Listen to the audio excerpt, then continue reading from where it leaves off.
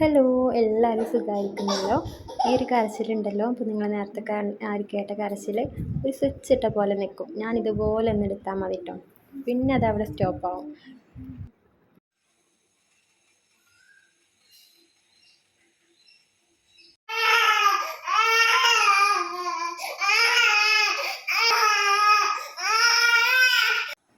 എൻ്റെ ഒരു ഡേ ആണ് ഞാനൊരു കുഞ്ഞു വീഡിയോ ആയിട്ട് ഞാൻ ചെയ്തിട്ടുള്ളത് കേട്ടോ.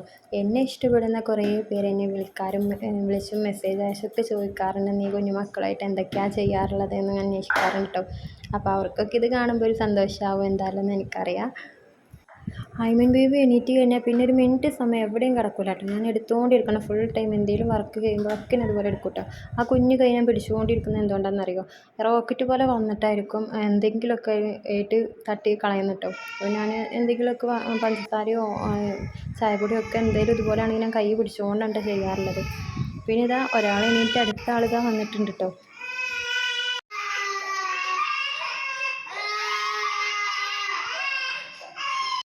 അത് ബേബി ഇത് കരഞ്ഞുകൊണ്ടിരിക്കുന്നുണ്ടല്ലോ. കാക്ക പോയതുകൊണ്ടാണ്. കാക്ക ക്ലാസ്സിന് പോകുന്ന സമയത്ത് ചില സമയത്ത് നല്ല ഹാപ്പി ആയിട്ട് ടാറ്റയൊക്കെ കൊടുക്കും, ചില സമയത്ത് ഇതുപോലെ കൂടെ പോകാനായിട്ട് വാശി പിടിച്ച് കരയും കേട്ടോ. അപ്പോൾ അവന് കരയുന്നത് കണ്ടിട്ടാണ് അയ്മന് കരഞ്ഞത്. ആദ്യമൊക്കെ എനിക്ക് കരച്ചിൽ കേൾക്കുമ്പോൾ ഭയങ്കരമായിട്ട് സങ്കടം തോന്നിയത് കേട്ടോ. നമ്മൾ ഹൗസ് വാമിങ് കഴിഞ്ഞിട്ട് രണ്ട് മാസമായും ഇപ്പോൾ എല്ലാം ഇങ്ങനെ സെറ്റായി വന്നു. അപ്പം ആദ്യമൊക്കെ എനിക്ക് ഇവരെ കരച്ചിൽ കേൾക്കുമ്പോൾ ഭയങ്കര സങ്കടം തോന്നിയത് കേട്ടോ. ഇപ്പോൾ പിന്നെ അത് ഒരു നോർമലായി എനിക്ക് തന്നെ ചിരി വരും കേട്ടോ. നമ്മളവരെ വലിയ കാര്യമായിട്ട് സമാധാനിപ്പിക്കാൻ പോയാൽ ആ കരച്ചിൽ കൂടുതൽ ചെയ്യുള്ളൂ കേട്ടോ. എനിക്കിപ്പോൾ ആ ട്രിക്ക് മനസ്സിലായതുകൊണ്ട് ഞാൻ അത്ര മൈൻഡ് ആക്കാറില്ല. നമ്മളത് തമാശയിൽ നമ്മൾ മറ്റുള്ള കാര്യങ്ങൾ പറഞ്ഞ് ചിരിച്ച് കഴിഞ്ഞാൽ ഒരു 5 മിനിറ്റ് കഴിഞ്ഞാൽ അവൻ നോർമലാവും കേട്ടോ. അല്ലാതെ നമ്മളിങ്ങനെ നീ കരയല്ലേ അങ്ങനെ ഇങ്ങനെയെന്നൊക്കെ പറഞ്ഞു കഴിഞ്ഞാൽ അതിൻ്റെ വോളിയം കൂട്ടേ ചെയ്യുള്ളൂ. പിന്നെ ഞാനിപ്പോൾ അത്ര മൈൻഡ് ആക്കാറില്ല. അത് അവിടെ തന്നെ ഇരുത്തും, എവിടെയെങ്കിലും കൊടുന്ന് ഇരുത്തി ഒരു 5 മിനിറ്റ് കൊണ്ട് അത് ശരിയാവും കേട്ടോ. പിന്നെ ആ സമയം കൊണ്ട് ഹൈമൻ ബേബി ഉറങ്ങിയിട്ടുണ്ടായിരുന്നു. കുറച്ച് ഡ്രസ്സ് മടക്കി വെച്ചു, കുറച്ച് അനുവിന് ബാക്കി കൊടുത്തിട്ടു. മോളെ കുറച്ച് അവരെയും പഠിപ്പിക്കണമല്ലോ, നമ്മളിതുപോലുള്ള വർക്കൊക്കെ ശീലമാക്കിപ്പിക്കണമല്ലോ. പിന്നെ ഹൈമൻ ബേബി എണീക്കുമ്പോഴേക്കും പെട്ടെന്ന് തന്നെ വാഷിങ് തീർക്കണം. ഉള്ളിലുള്ള വർക്ക് നമുക്ക് അവൻ്റെ അടുത്ത് കിടന്നിട്ടോ എങ്ങനെയെങ്കിലുമൊക്കെ തീർക്കാമല്ലോ, അടുത്ത് കിടത്തിയിട്ടൊക്കെ. പക്ഷേ ഇത് പിന്നെ പുറത്ത് പോകേണ്ടതുകൊണ്ട് തന്നെ ഞാൻ പെട്ടെന്ന് അത് ചെയ്യാമെന്ന് കരുതി. നമ്മുടെ സ്റ്റോർ റൂമാണ് കേട്ടത്. ചിലവരൊക്കെ എന്നോട് ചോദിച്ചിട്ടുണ്ടായിരുന്നു, ഈ ഒരു സ്റ്റോർ റൂമിന് അത് ഡോറ് കൊടുക്കാമെന്ന്, സാധനങ്ങളൊക്കെ ഇങ്ങനെ കാണൂലേ എന്നിട്ടോ. അത് നമ്മളെ വീട്ടിലെ സാധനങ്ങളല്ലേ, അതിനിപ്പോൾ എന്താ കുഴപ്പമുള്ളതെന്ന് വിചാരിച്ചിട്ട് ഞാൻ അങ്ങനെ ചെയ്തതാണ്. നമുക്ക് വർക്ക് ഏരിയ അത്ര വലിയ സ്പേസ് ഇല്ലാത്തൊരു ഭാഗമാണ്. അപ്പം ഈ ഒരു സ്റ്റോർ റൂമിന് ഡോറ് കൊടുക്കാത്തത് കൊണ്ട് ഇവിടെ അത്യാവശ്യം നല്ലൊരു സ്പേസ് ആയിട്ട് എനിക്ക് തോന്നിയിട്ടുണ്ട് കേട്ടോ. പിന്നെ ഇതുപോലുള്ള നമ്മൾ ബോട്ടിൽസിലൊക്കെ നല്ല രീതിയിൽ ആക്കി വെച്ചാൽ മതിയല്ലോ.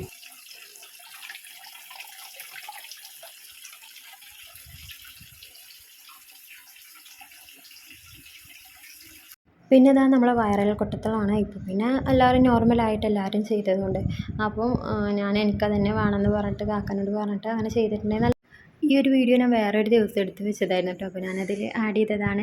ഞാൻ 3 പേരും ഐമൻ ബേബി ഉറങ്ങിയിട്ടില്ല, 3 പേരും കളിക്കാനായിട്ടുള്ള മൂഡാണ്. എനിക്കാണെങ്കിൽ കുറേ വാശി ചെയ്യാനുണ്ട്. അത് എപ്പോഴേ തീർക്കണം എന്നുള്ളൊരു ഇതുള്ളതുകൊണ്ട് ഞാൻ അതിൽ വെള്ളം നിറച്ച് അവരെ അതിലിരുത്തിട്ടോ. ഇവരിയ്ക്കുന്ന ഒരു ഭാഗം ഉണ്ടല്ലോ, നമുക്ക് വലിയ കമ്പിളി ടൈപ്പൊക്കെ ഉണ്ടല്ലോ, അതൊക്കെയാണെങ്കിൽ ഞാൻ ഇതിലിതുപോലെ വെള്ളം നിർത്തിയിട്ട് അതിലിങ്ങനെ സോക്ക് ചെയ്തിട്ട് അങ്ങനെയാണ് വാഷ് ചെയ്യാനൊക്കെ എടുക്കാറുള്ളത്. മെഷീനിൽ നമ്മൾ വെയിറ്റ് എത്ര കിലോ ഉണ്ടെങ്കിലും അതിൻ്റെ ഒരു മെക്കാനിക്ക് അവർ വന്നപ്പോൾ പറഞ്ഞിട്ടുണ്ടായിരുന്നു, അധികം കമ്പിളി ടൈപ്പൊന്നും അതിലിടാതിരിക്കാൻ നല്ലത് എന്നിട്ടോ. അപ്പോൾ ഞാൻ ഇതിൽ വെച്ചാണ് വാഷിയൊക്കെ ചെയ്യാറുള്ളത്. പിന്നെ ഈ ടൈപ്പിൽ നമ്മൾ ചെയ്യുമ്പോൾ നമുക്ക് ആ ഒരു ഭാഗം ക്ലീനായിട്ട് എപ്പോഴും ഇരിക്കും.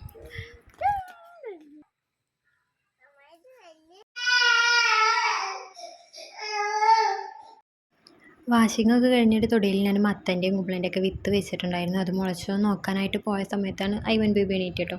അപ്പോൾ ഞാൻ അത് മുളച്ച് വന്ന് ഞാൻ കാണിച്ചതല്ലോ, നല്ല വെള്ളമൊക്കെ ഒഴിച്ച് ഞാൻ പോന്നിട്ടുണ്ടായിരുന്നു. പിന്നെ ആൾ എണീറ്റ് കേട്ടോ. എണീറ്റ് കഴിഞ്ഞാൽ പിന്നെ പറയണ്ടല്ലോ, എൻ്റെ കൂടെ തന്നെ ആയിരിക്കും ഫുൾ ടൈം. ഈ ഒരു എടുത്ത് നടക്കുന്നത് പറഞ്ഞാൽ നല്ല ടയർഡാവും കേട്ടോ. കാരണം കൈയൊക്കെ ഇങ്ങനെ കടഞ്ഞ് നല്ല വേദന തോന്നും. അവനെ എടുത്തുകൊണ്ട് അങ്ങനെ ഇരുന്ന് എൻ്റെ ടൈം അങ്ങനെ പോകുന്നുണ്ട്. അപ്പോൾ ഞാൻ പെട്ടെന്ന് തന്നെ കുറച്ച് ക്ലീനിങ് ആക്കാനുള്ളതൊക്കെ ടേബിള് അതുപോലെ കൗണ്ടർ ടോപ്പൊക്കെ തുടക്കാനുള്ളതൊക്കെ അങ്ങനെ തുടച്ച് പെട്ടെന്ന് റെഡി ആയിട്ടുണ്ടായി. പിന്നെ എൻ്റെ കുളിയും കഴിഞ്ഞ് അത് ബേബിനെയും കുളിപ്പിച്ചിട്ടോ. അതൊരു പിന്നെ ഈടായിട്ട് കിട്ടിയ ശീലമാണ്. അവനക്ക് പാൻറ്റ് വേണം, ഷോർട്ട്സ് പറ്റില്ല കേട്ടോ. ട്രൗസർ ടൈപ്പ് എനിക്ക് ഇഷ്ടമേ ഇല്ല. എനിക്ക് ഒരു ഫുള്ള് ലെങ്ത്തിൽ കിടക്കുന്നത് വേണം. പിന്നെ പുതിയ ഡ്രസ്സ്, ഇതാണ് അവൻ്റെ കണ്ടീഷന്. പിന്നെ നമ്മൾ വാശി പിടിപ്പിക്കാൻ നിൽക്കില്ല, അത് അങ്ങോട്ട് കൊടുക്കും. പിന്നെ ഉച്ചയ്ക്ക് നമ്മൾ ഫുഡ് ഇതായിരുന്നു. രാവിലത്തെ പുട്ടിൽ അത്യാവശ്യം ബാക്കിയുണ്ടായിരുന്നു. അപ്പോൾ പിന്നെ ഞാൻ ഉച്ചക്കത്തേക്ക് നമുക്ക് കാക്കയില്ലല്ലോ, ഞങ്ങൾ മാത്രമല്ലേ ഉള്ളൂ. അപ്പോൾ ഇതങ്ങനെ അഡ്ജസ്റ്റ് ചെയ്യാമെന്ന് കരുതി. പിന്നെ ഉച്ചക്കത്തേക്ക് നമ്മൾ വേറെ കുറേ കഷ്ടപ്പെട്ടിട്ടുണ്ടല്ലോ എന്ന് കരുതിയിട്ടുണ്ടോ. അപ്പോൾ അനിയൻ തലേ ദിവസം വന്നിട്ട് മാങ്ങ കൂടി നിന്നിട്ടുണ്ടായിരുന്നു. അപ്പോൾ അതും അങ്ങനെയൊക്കെ ആയിട്ട് അങ്ങനെ അഡ്ജസ്റ്റ് ചെയ്തു കേട്ടോ. ഫുഡൊക്കെ കഴിച്ച് മക്കളെ കുറച്ച് സമയം ഉറക്കി. അപ്പോഴേക്കും അയ്മൻ ബേബി പിന്നെ നേരത്തെ എണീക്കും. അവൻ്റെ ഉറക്കം പെട്ടെന്ന് കഴിയും കേട്ടോ. പിന്നെ മക്കളുടെ ഉറക്കം കൂടി കളയണ്ടെന്ന് കരുതിയിട്ട് ഞാൻ അവനെയും കൂട്ടിയിട്ട് പുറത്തിറങ്ങിയിട്ടുണ്ടായിരുന്നു. അപ്പോൾ നല്ല ഒരു ഈവനിങ്ങിൽ ഒരു 4:30 ടൈമൊക്കെ കഴിഞ്ഞു. നല്ല കാറ്റും ഒക്കെ ഉണ്ടായിരുന്നു. കുറച്ച് സമയം അങ്ങനെ ഞങ്ങൾ രണ്ടുപേരും കൂടെ മുറ്റത്തിരുന്നു കേട്ടോ. അപ്പോൾ അവനും ഹാപ്പിയായി. എനിക്ക് കരച്ചിലൊക്കെ നിർത്തി കേട്ടോ. പിന്നെ ഞാൻ കുറച്ച് നേരം ഫുഡൊക്കെ കൊടുത്ത് അങ്ങനെ വീണ്ടും അവനൊന്നുകൂടെ ഉറക്കിയിട്ട് ഞാനിതാ നമുക്ക് ഈവനിങ്ങിൽ പിന്നെ ഇതുപോലുള്ള കുറച്ച് വർക്ക് ഉണ്ടാവുമല്ലോ, ഡ്രസ്സ് എടുത്ത് വെക്കുക, അത് മടക്കി വെക്കുക, അങ്ങനെയുള്ള കുറച്ച് ഐറ്റംസ് ഉണ്ടായിരുന്നു. പിന്നെ അവൻ ഉറങ്ങിയത് കൊണ്ട് തന്നെ ഞാൻ തൊടിയിൽ കുറച്ച് സമയം നനക്കാമെന്ന് കരുതി. നമ്മളിവിടെ വരുന്നതിന് മുന്നേയൊക്കെ നമ്മൾ അടുത്തുള്ളൊരു കാക്കയുണ്ട്, അവരെ എടുപ്പിക്കാനായിട്ട് ചെയ്തിരുന്നത്. നമ്മളിവിടെ വന്നതിന് ശേഷം നമ്മൾ തന്നെയാണ് നനക്കാറുള്ളത്. നമ്മുടെ വീടിൻ്റെ ഒരു പറമ്പ് അതിന് ബാക്കിലായിട്ട് ചെറിയൊരു പറമ്പുണ്ട് കേട്ടോ. ആ ഒരു മതിൽ വരെ നമ്മുടെ കോമ്പൗണ്ട് വാളായിട്ടാണ് കെട്ടിയിട്ടുള്ളത്. നമുക്കാരും വിറകൊക്കെ ഇരിക്കുന്നത് കണ്ടല്ലോ അവിടെ, നമ്മുടെ അരക്കല്ലും അതുപോലെ അലക്കുകല്ലും പിന്നെ അതുപോലെ തന്നെ വിറക് സ്റ്റാൻഡും ഒക്കെ നമ്മുടെ ഒരു കോമ്പൗണ്ടിനുള്ളിലായിട്ടാണ് കേട്ടോ വന്നിട്ടുള്ളത്.